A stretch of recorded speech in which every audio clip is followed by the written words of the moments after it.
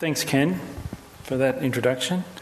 It's appropriate that Ken talked about Venturi, and given we're starting with this project, which Templestowe Park Primary School, and which was a project it was one that we won the Victoria Medal for. It's a very modest project, but it's one that we consider to be significant.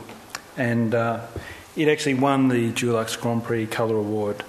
And for the 25-year celebration, they painted cups of all the colour schemes for the last 25 years, and this is our cup. This is really just to suck up to Dulux.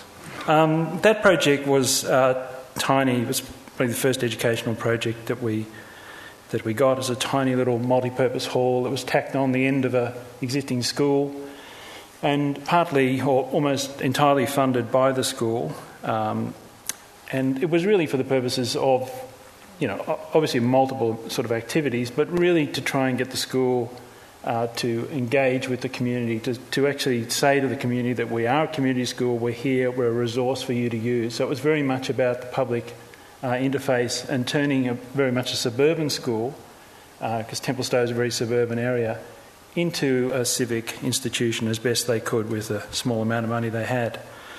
And so essentially it's a tin shed really that can function as a sort of performance area or a whole variety of different sort of sporting activities. We located it right at the front on the cusp of an oval, and on some existing paths that linked up to the school. It was a pretty simple formal act. It was just taking this extruded parabola and then carving the required building and walkway out of that.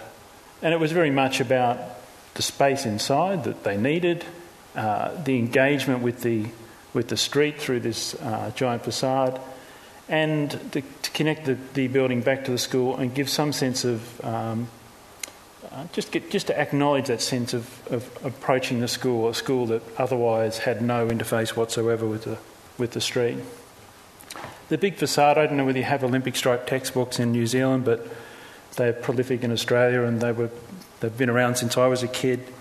And so we're thinking about what to put on the facade of the building. We thought about these as a sort of a connection, sort of a shared visual memory between the students, the staff, the teachers, the parents. It's something that all remember, and particularly the orange one, I think, is the one that's sort of most graphic.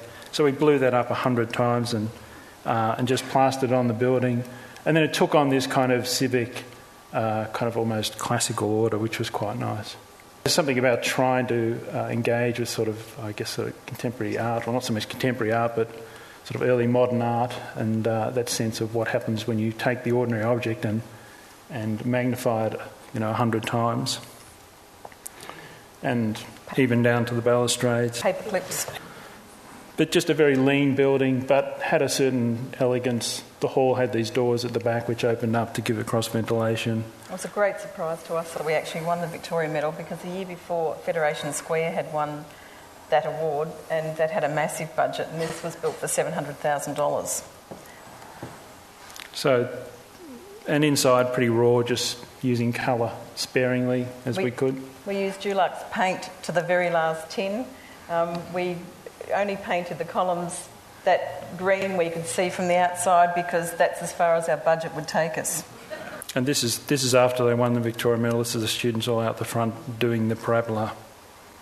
They also made some wine to help fund it.